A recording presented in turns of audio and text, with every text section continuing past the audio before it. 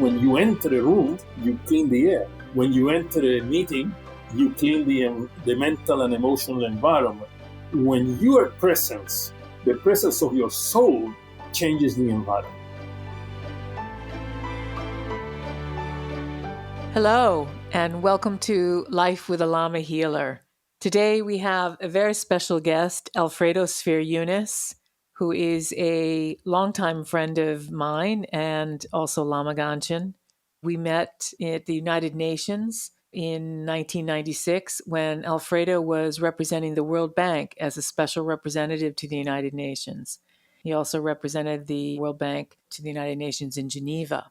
And he met Lama Gangchen there at that same time. And he's from there became a longtime student and friend of Lama Gangchen, traveled around the world with Lama, and really incorporating Lama's teachings about taking care of the environment. And Alfredo, as an environmental economist, integrating Lama's teachings about healing and making peace with the environment, and really raising the consciousness of environmental economy and world peace, really.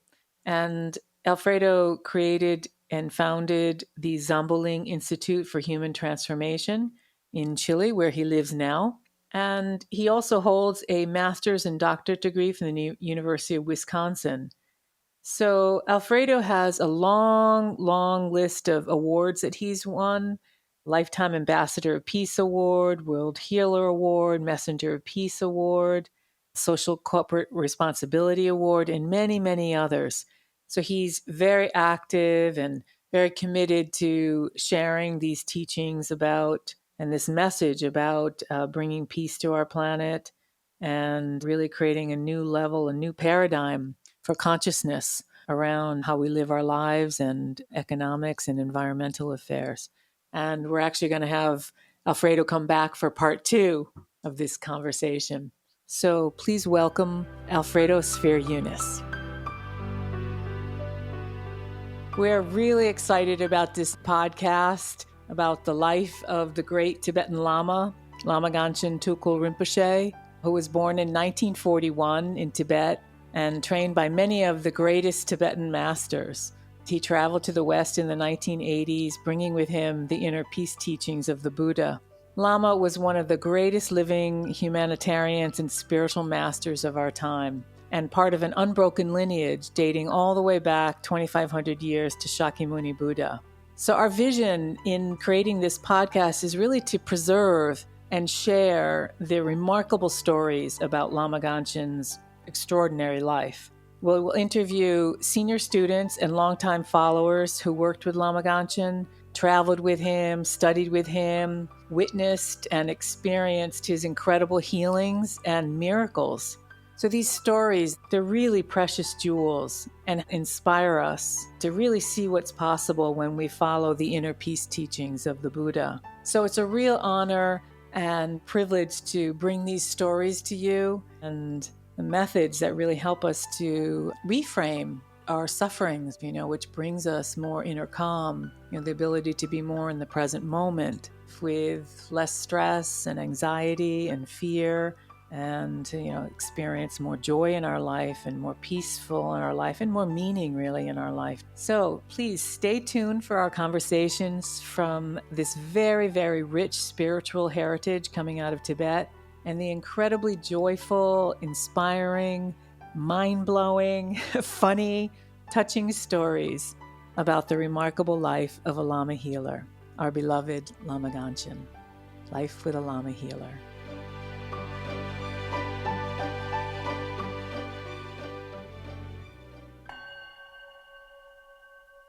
Alfredo, welcome to our show, Life with a Lama Healer. I'm so thrilled to have you here and to get to talk with you about your experiences with Rinpoche. You've been a dear friend for many years, I think over 20 years. And so I know you have this rich, history with Rinpoche, traveling around the world with him. So welcome. Really pleasure to have you on our show. Yes, many years, since September of 1996 at the opening of the General Assembly of the UN in New York City. Yes, I remember that day. We'd love to hear your story of how you met Lama Gangchen. Actually, the World Bank had not had an ambassador or a special representative in the UN for 19 years at the time. The bank decided to send someone to New York and improve the relationship between World Bank and the UN. And when the UN knew that there was a representative of the World Bank, I became the flower pot in many places. So they invited me to this opening of the BPI NGO, the celebration of NGO, before the opening of the General Assembly in 1996. So there were four people in the podium to be debating. And before the debate came about, I saw this Lama sitting in the middle of 2,000 people, and I said, I can't speak without asking permission to those Lamas. Everyone was looking at me why the guy left the podium. So I went down and I see Lama Gangchen. I didn't know he was Lama Gangchen. And I said, Lama, I come to ask permission to speak. And he said to me, since when the World Bank representative asked a Lama to speak? And I said, Lama, because I'm going to speak about the spiritual dimensions of globalization. The topic was globalization and economics. But I decided in the first round of my intervention, he said, World Bank to speak about the spiritual dimension or something? I said, Lama, I don't know, but I will. So please bless me. So he takes my hand and put it into his heart and said, okay. Wow. So I went back to the podium. And in the first round in the podium, the people began to speak very badly about the World Bank, the other three. That was the idea, to hit as many times as possible.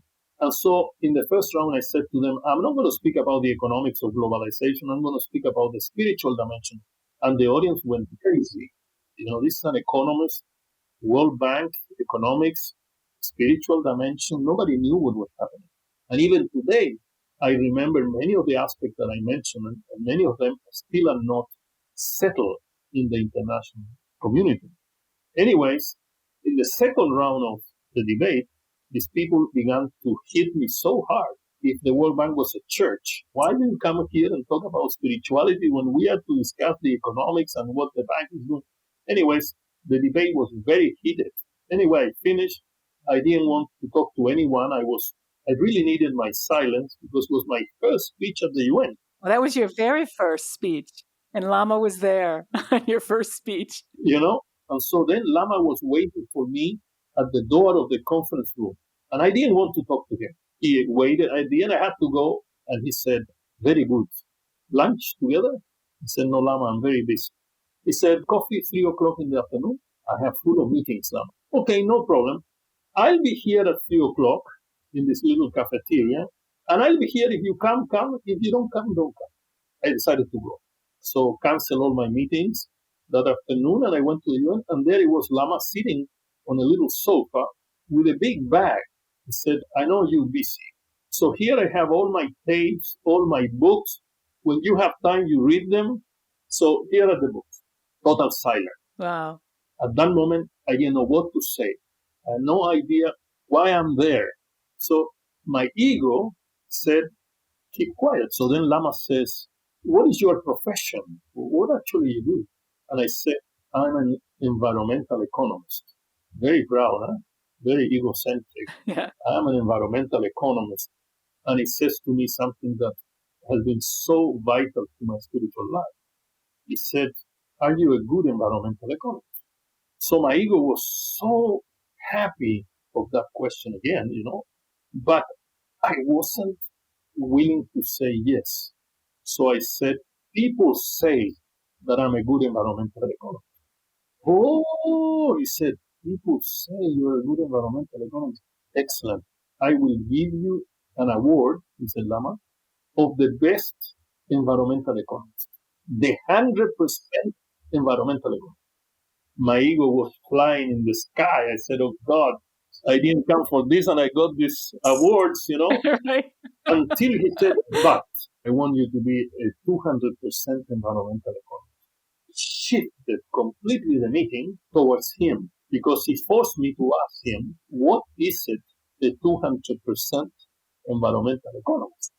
So I asked him, and he said, well, I know what you do, but you will become a 200% environmental economist when the presence of your soul changes the environment. So what do you mean? I said, when you enter a room, you clean the air. When you enter a meeting, you clean the mental and emotional environment. And I can teach you that. I was very suspicious, I said, God, maybe this guy said some sort of alchemist. Anyway, he said, come, I'll show you. So we went out to the garden of the UN, close to the Manhattan River, and he yelled, rainbow, arcobaleno, and a rainbow all over Manhattan appeared. Incredible. I panicked. I said, this guy's going to make me a fraud. Guy is a sorcerer. I was so concerned. Wow. That I said, okay, Lama, thank you very much. I have other meetings. And I left. You got scared. Yeah, of course. I'm not crazy. I saw it. Incredible. Yeah. He said, okay, bye. I know you're busy, but give me your phone. I want to be back with you again when I come to New York. One of the greatest lessons of Lama, this was to me the first sutra of Lama to me. All forms of life matter for him.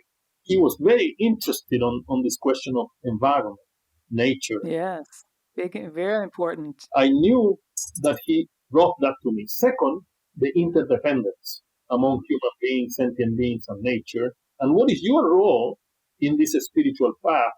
So interdependence is not just interdependence, it's independence as a function of consciousness. So he showed me what is the maximum expression of that interdependence. When you offer to the others the most positive environment, inner and outer environment. And the last thing that I understood at the time was, I said, wow, he's telling me the power of the self, that we have that power to change the environment. And years later, he reminded me of that. And also he said, I'll tell you one more thing. You not only can change the environment through the 5 elements, water, earth, fire, space, wind, but you can change your own astrology. You can change your astrology. In other words, you are not determined by the astrology at birth. You have the power to change astrology. So that was the first time I met him. And then we kept meeting many, many times. And I adored him. I loved him. It became something completely unexpected with Lama. Then he gave me refuge. He came to Chile, and we invited him to come to see my brother's farm with horses, Arabian horses, trained Arabian horses. Yeah, remember she loved horses. He loved horses, Was this after you left New York, when you moved back to Chile, or you were there on holiday? He decided to come to Chile, and I decided to be in Chile when he came, so I could be with him and host him as far as I could. Yeah, he gave me refuge in the northern part of Chile as Lama Gangchen. And he was very, very nice with me. He gave me all sort of instruments for me to advance. So if I have not advanced enough, it's not because of my guru, it's because of me. But he gave me absolutely every possible instrument to become this 200% environmental economist. In the end, I wrote a little book that is not available any longer. It's called the 200% Society. He loved it because it's the society that is not only materially rich, but it's also spiritually rich. So I wrote about the 200% society for every profession. Like for the doctor, the spiritual side of medicine is the self-realization of life. The spiritual dimension of architecture is the self-realization of space.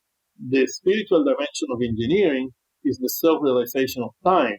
The spiritual dimension of agronomy is the self-realization of natural law. The spiritual dimension of economics is the self-realization of trust. And so I wrote about this, trying to figure out this 200% society.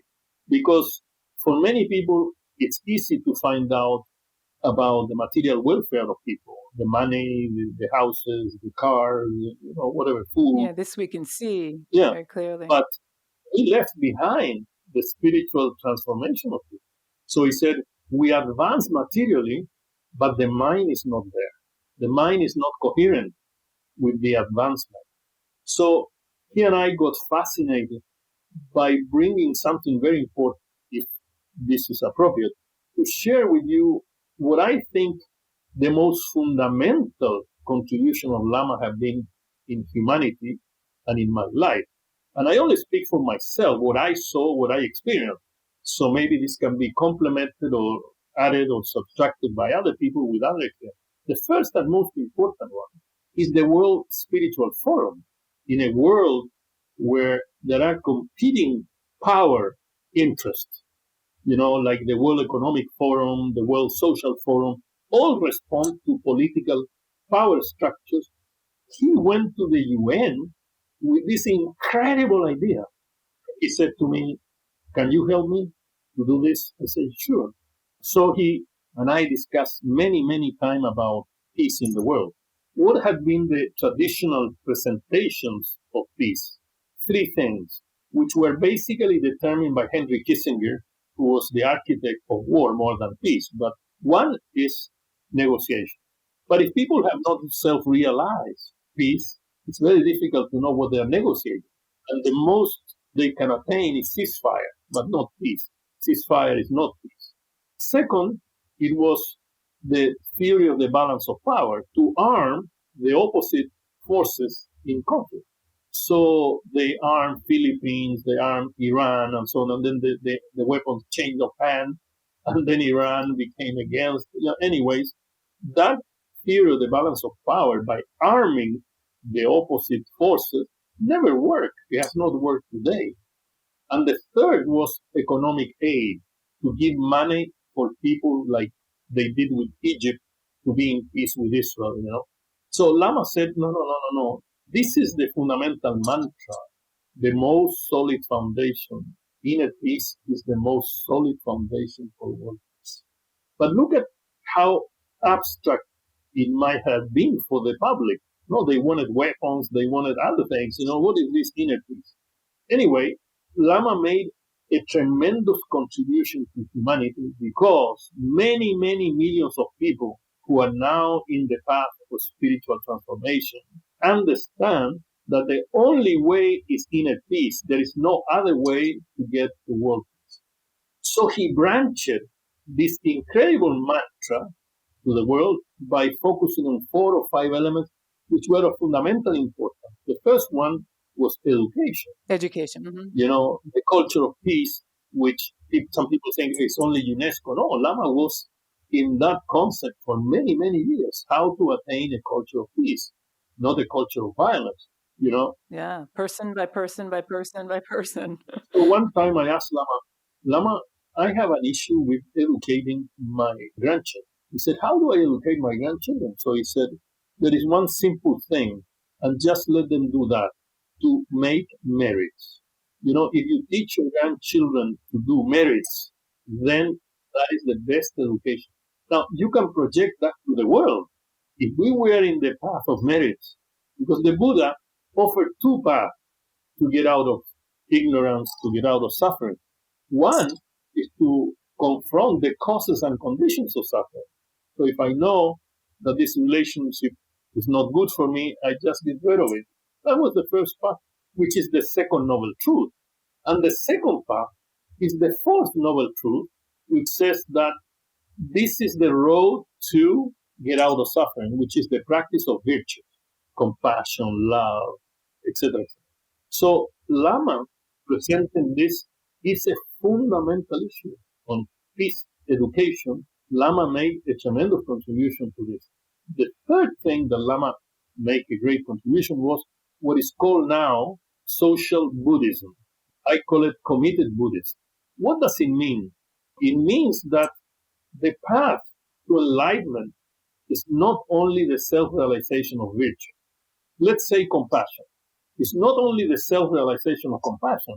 Lama said that in addition to walk the talk on compassion individually, we must be committed to the creation of a compassionate society. Mm. So Lama supported me, strengthened me by being involved in social Buddhism. That is to say, spirituality and economics, spirituality and politics, spirituality and business, which you know perfectly well. That is your métier. And that's why I ran for president with a platform of spiritual politics and say, look, politics without spirituality is a suicidal path. But spirituality without politics, this is very important contribution, Lama Gangchen, make spirituality a theoretical and abstract proposition. That is to say, if your spirituality is not a main force to transform daily life, then spirituality is not me. It's us. Which is the essence of spirituality, right? So it's like an upside down funnel. You do your practice in the silo of the funnel, then you go to the collective, you give to the collective gives you back, transform you, you come back again to your silo and do your practice. So the energy of spirituality is not vertical and it's not horizontal. It's like, upside down funnel. You go like this. Yeah. And the key things that Lama taught me is what was in the transition from the silo to the funnel. What was in that point of inflection between being in the path of self-realization of compassion with the creation of a compassionate society. So I learned a lot about that. No time to go into details. I love what you're saying, because that's really the story of the Buddha also, that he left his environment, left his kingdom, left his family to go seek for what is this causes of suffering and how we can overcome suffering. Then once he had this self-realization, then he was able to then bring it out into society and to share it and to impact society, right? He didn't go back to a cavern and say, okay, bye. He didn't abandon the world. Yeah. And Lama saw in me a way to project that you could be a professional, but at the same time, you could have a very rich spiritual life. And there is no difference between your profession and your spiritual life. It's not a duality between material and spiritual. That's actually one of the questions that one of our listeners has asked us. When you have a really busy life and you're out, working and you have a family and responsibilities, how do you continue to grow spiritually? And how do you keep a peaceful, calm mind in the face of having this busy life? How do you do that? Well, first of all, when one talks about busy life, one is saying implicitly or explicitly that your lenses see busyness around you. And that is the first important thing of that statement, that why you have so much interference in your life. You would like to do business with no interference. And spirituality is the only path to eliminate interferences of any sort, emotional, material, non material. Second, you want the maximum expression of your consciousness in what you do, not the lowest common denominator of your consciousness. Otherwise, your business is not providing humanity what humanity deserves. So if I can produce a better product, could be anything, human resource development, advice, do some widget, doesn't matter. You must always give to the others, human beings, sentient being, and nature, the maximum expression of your consciousness, not the minimum expression of your consciousness. So because we don't do that, we come in this world of duality, spirituality and materiality. See them as separate. Spirituality needs time. No, spirituality doesn't need time. There is no need for time. Practicing instruments that are identified as spiritual, they need time. Meditation needs time and so on. But the question for that person is that he or she has to become this 200% professional, this 200% father or mother. Otherwise, you are operating in an outer environment, and the law of correspondence that Lama taught so much to me, the inner is like the outer is like the inner is like the outer. Yes, this mirror. It's not distinguishing, So I would say it will be very, very negative, pity, that if that person says, I will make money for 20 years and then I become spiritual.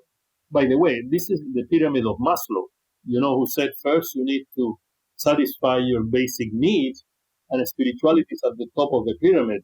I just published very recently contesting Maslow and saying that the bottom of the pyramid is your first expression of consciousness. the consciousness of yourself. You cannot feed yourself without being conscious of yourself, because then you don't know what you are eating. So 20 years later, after eating with a consciousness at the bottom of the pit, then you have cancer and you have many, many other things. The spirituality and higher consciousness is the first level. And then you bring that to every other level. Yes, being conscious of yourself. I exist. Beautiful. That's the essence. The rest is part of the development of an intellectual paradigm, but it's not the essence of life. The other thing that Lama Gangchen brought to the world was medicine. I'm not talking about medicine in general, natural medicine, integrated medicine, Lama Gangchen medicine. I call it Lama Gangchen medicine. Lama told me stories that to me were astonishing. And I said, well, how can this be true? Lama Gangchen was brought by the Red Cross International to Geneva, where the headquarters of the Red Cross are. And they brought him for weeks to observe him. How can you heal someone? Really? I had never heard this story. Yeah, I have many, many stories. I think it would be all evening here. But essentially, Lama was brought as an experiment to the Red Cross because the Red Cross was fascinated by how he is able to heal people. Heal and cure people, two things that are different. Curing and healing are two different things. And I remember he invited me when I was the representative of the bank in Geneva. He will invite me, he said, I'm going to Geneva.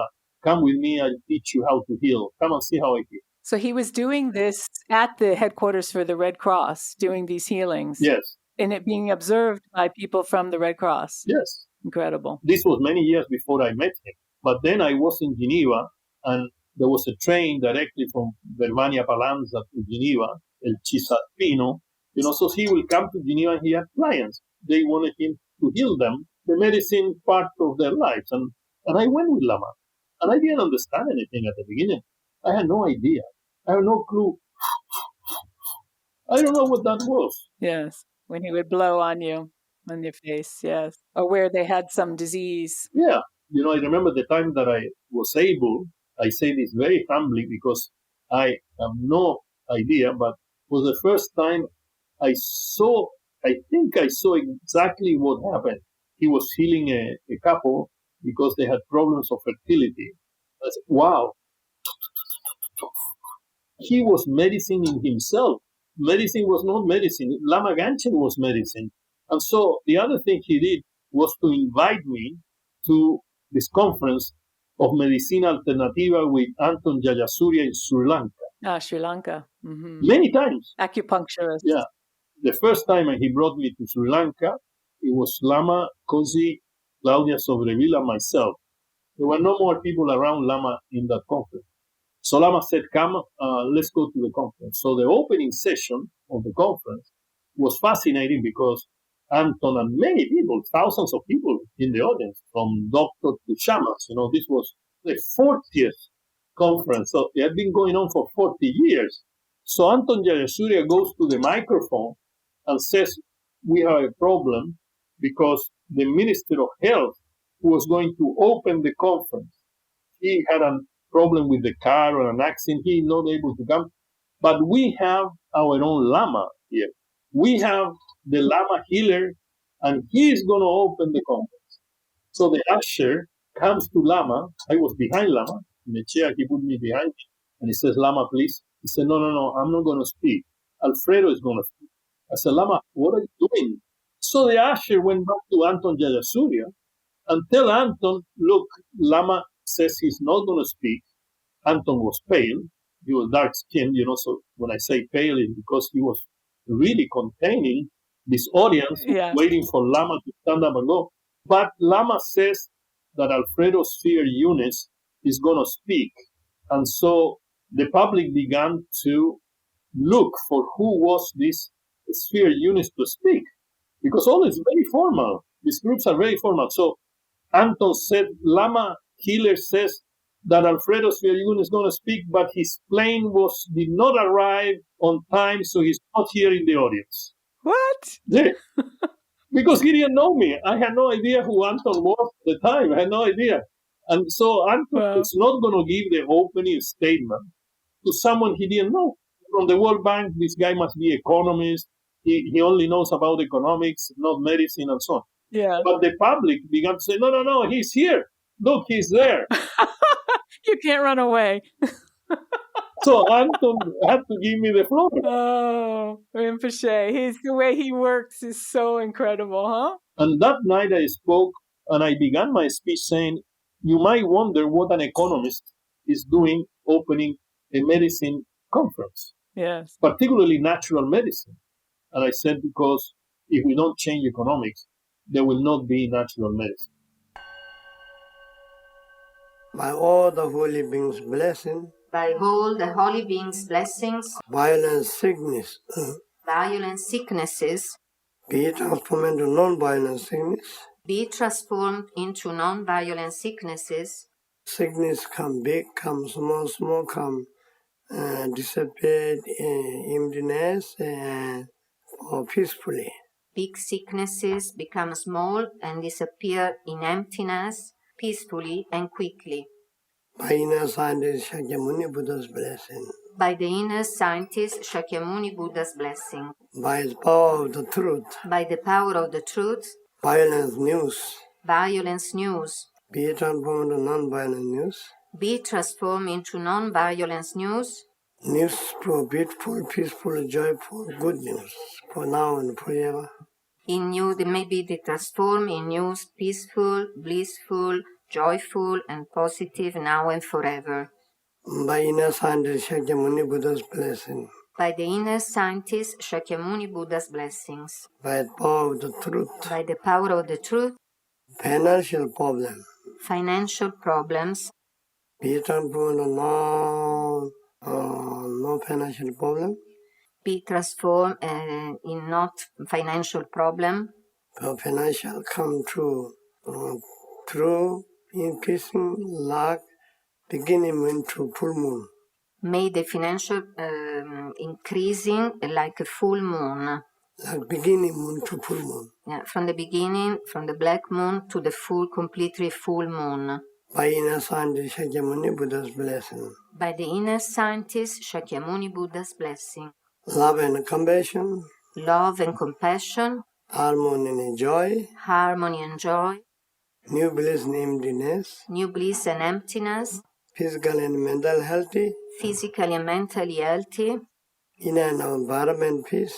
Inner and outer environment peace. Inner peace and world peace. Inner peace and world peace. By inner scientist Shakyamuni Buddha's blessing. By the inner scientist Shakyamuni Buddha's blessing. Inner peace is the most solid foundation for world peace. Inner peace is the most solid foundation for world peace. By inner scientist Shakyamuni Buddha's blessing. By the inner scientist Shakyamuni Buddha's blessings. Economics it influences everything. So Lama Caroline had this incredible story, similar to what you said, when Lama was training her to be a teacher, and they were in Brazil, and there was hundreds and hundreds of people, and Rinpoche, he was the person that they were all coming to see. And he gets up and he starts talking and starting the beginning of a teaching, and then in the middle of it, he gets up and he leaves. You know, Lama Caroline was translating for him, so she was sitting right next to him. He gets up and he leaves with a helicopter. A helicopter took him to another part of Brazil, and Lama Caroline's sitting there. What's going on? And so then she was forced to continue to teach and do the rest of the teaching. And Rinpoche just had this incredible, crazy wisdom way of training us to do the thing that he saw that we had this capacity to do. And he was growing and developing and encouraging, but he had such interesting ways of doing that, like you, throwing you to the wolves and to get up and speak at this conference. You can imagine all the doctors. Yes.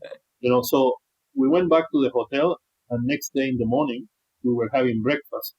It comes Dr. Linda Lancaster, and Dr. Linda said, I am an emissary of Anton Surya. Yes, tell me. Anton Surya suspended this morning conference so Alfredo can speak again. What? What I want to say here is that Lama was able to be at the UN, was able to be at UNESCO, an educational institution. Lama was able to be with doctors, and he never put a bar to us. We didn't have to jump any bar. And that very few spiritual teachers do. He was so approachable. He meets us where we are. Not like saying, well, if you want to really be my disciple, you have to stop doing drugs or alcohol. He met them where they were, like with me, and took me where he thought I should be in time and space. He always saw the potential in us and developed it over time, just helped us to, like he saw our potential, and he was always encouraging us and believing in us and putting us in situations that would help us to grow into that higher potential, right? Lama knew something very important, which is what is the path of our karma. So he immediately fine-tuned you to eliminate negative karma and come to the best of the expression of your consciousness. But he knew my karma.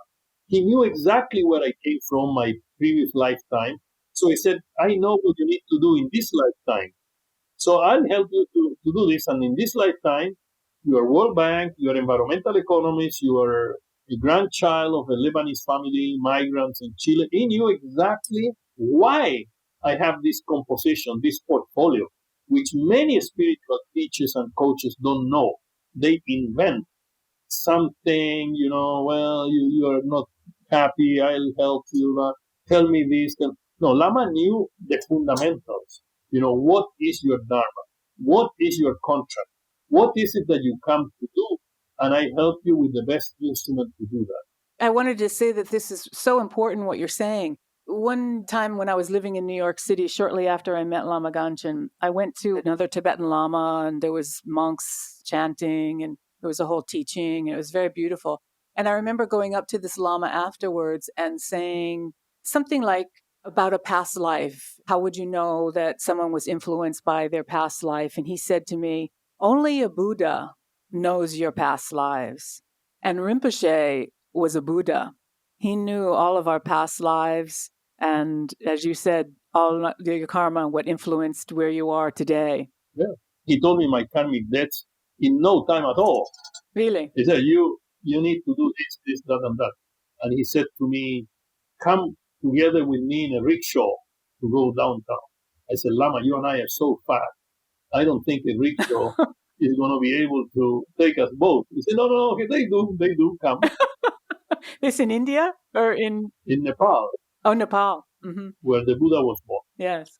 And he, in the trip from the hotel to where we had to go, he gave me my bill of goods. Here it is. I cry. Really?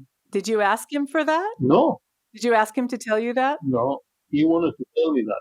He didn't want me to wait. He wanted me to advance fast. Mm. But anyway, another area where the Lama was very important for the world is in a concept that had a lot to do with what my profession was. So it complemented, it made me grow, it put me a new platform, which was Lama was claiming, as he was claiming peace in the world, he was also claiming a new eco-morality.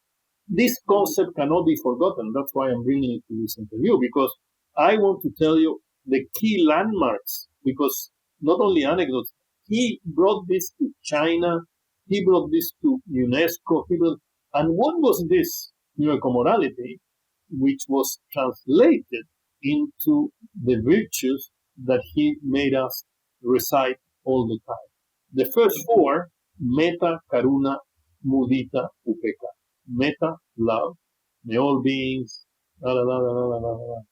Yes, the 7 limitless meditations. They come from the first four, which the Buddha taught, which was metta, karuna, compassion, mudita, joy, upeka, equanimity. And then he brought from his Buddhahood peace, health, and eco-regeneration. Yes, he added those 3. And it makes it so 21st century. He was so ahead of his time around talking about this. The other thing that most people probably you interview will speak, so I will say nothing about it, is self-healing. I just make a comment. Self-healing is not just a technique to heal yourself. Self-healing is a form of livelihood. And he was projecting this new form of livelihood for a planet that today has 10 billion people. It is impossible to have a basket of apples when 50% of the apples are rot, because they will rot the other apples. It's a fifth step in the eightfold path: vision, intent, language, action, behavior, which is also in Sanskrit translated as livelihood, the right livelihood. To find a way to combine a balance of coherence between your existence, my existence, our existence, total existence. So it's very important to look at self-healing in a different way, projected into the context of what I said at the beginning, which is social good. The other area where Lama Gangchen gave something very powerful, in addition to many, many books and texts, he gave a different take on becoming a bodhisattva, to becoming that individual who sees his enlightenment as an outcome of helping others to get enlightened. In other words, the spirituality of the other. That's what I call it, the teaching of Lama Gangchen. If they ask me, what spirituality do you practice, Alfredo? I answer, I practice the spirituality of the other. Of the other. Yes. And this is, again, a huge world, which I understand much, much better after I spent all the time from COVID studying Buddhism systematically. I got 2 diplomas, one from Harvard, one from Columbia. I spend all day long now reading sutras of the Buddha. And so I understand better what that meant. The other landmark, which was incredibly important, was the relics of the Buddha. Look at this man. This man knew that we needed some symbol that people could understand the immensity of the Buddha. And so he went with different governments and said, well, where are the relics of the Buddha? I am going to go around the world with the relics of the Buddha. And I want the relics of the Buddha to be in front of the gate of the General Assembly of the United Nations. Look at how incredibly generous, how incredibly visionary was Lama Gangchen. And I had the opportunity to go with him to most places. I think I missed 2 places. I think in Africa I couldn't go or something. The beauty of it is that non-Buddhists understood the power Yes. of saying, can we bring the body of Christ? Can we bring the body of Mary? Can we bring the body of Muhammad? Who had the guts to bring the relics of the Buddha authenticated by the UN? So they were not just any relic, they were true relics. And I remember in the final go, when we were entering the United Nations with the relics, he was so happy. So happy. I was there. What a memorable time. So beautiful. When we entered with the relics of the Buddha, and the director of UNDP, who used to be my vice president, Mark Ballon Brown, looked at me and said, my gosh. And they're there.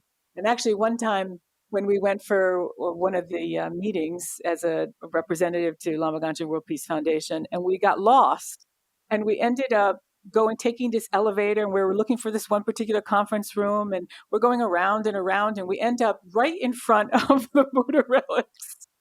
It was incredible. And on that day that we were there was Vesak, the Buddha's birthday. It was in May, the full moon in May. It was such a beautiful time to find that, but it's so beautiful there as its permanent place in the United Nations. Buddhists in the world exist in such quantity and quality. I'm talking about quantity and quality in terms of normal being, not in terms of the Buddha. He brought Buddhism.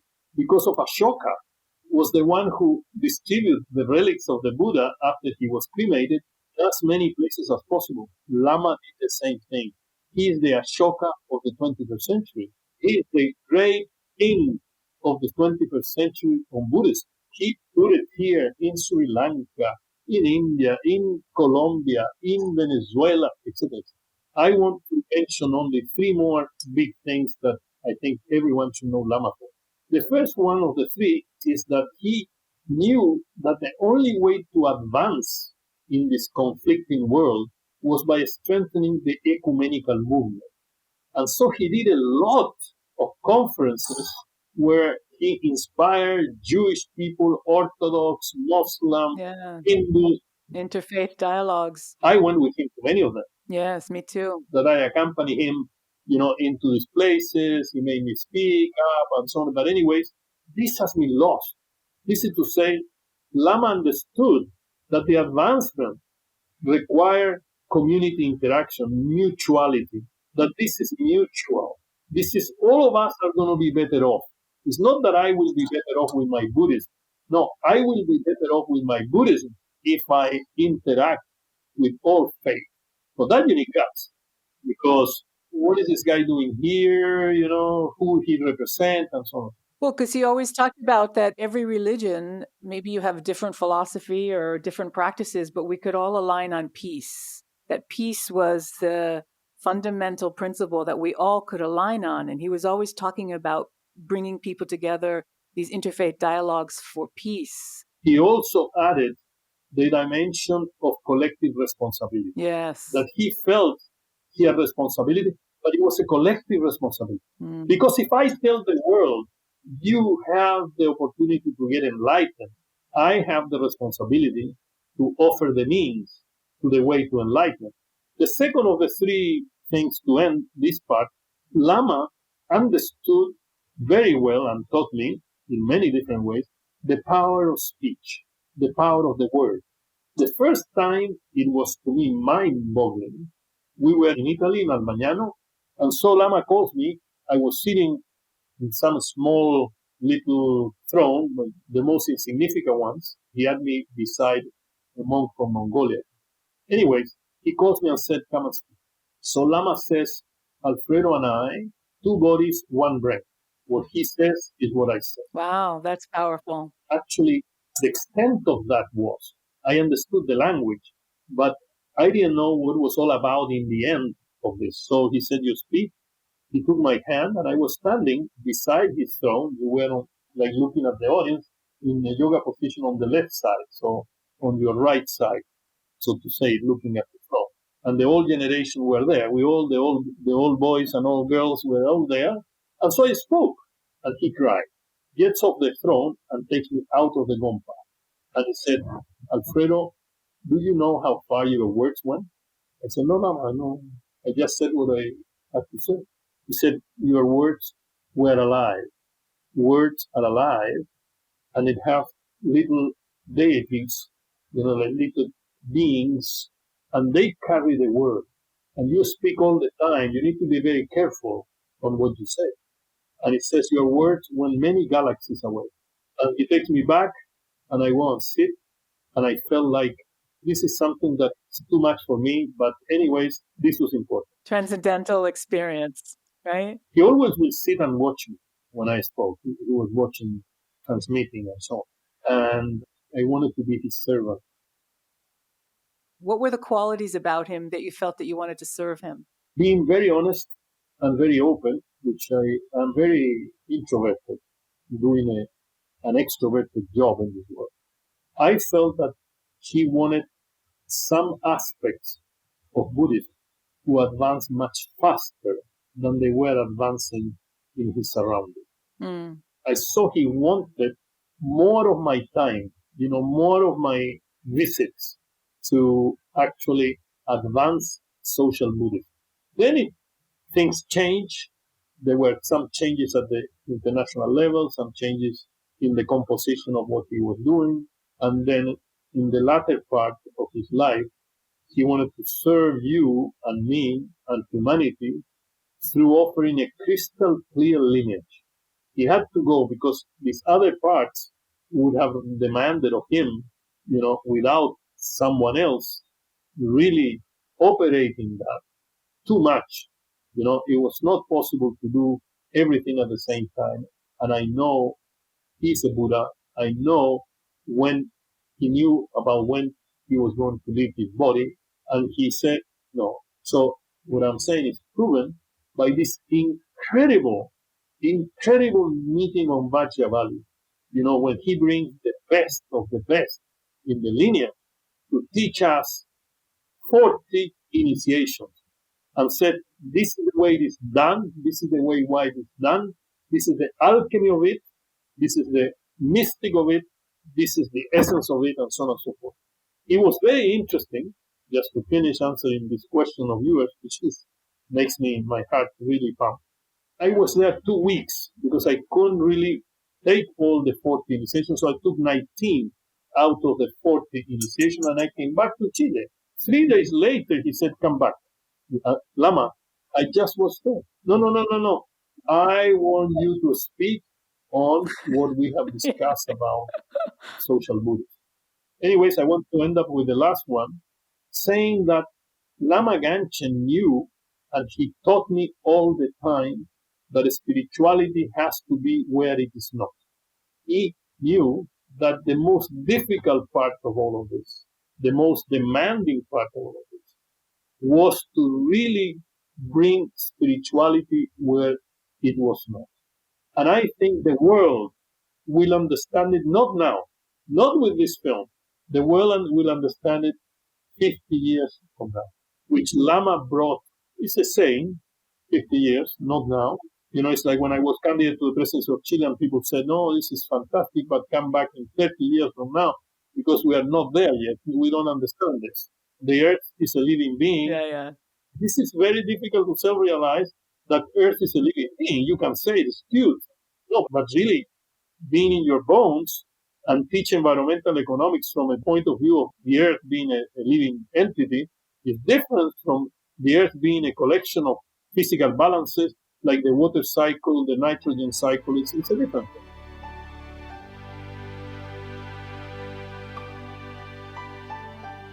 Wow, what a beautiful conversation with Alfredo.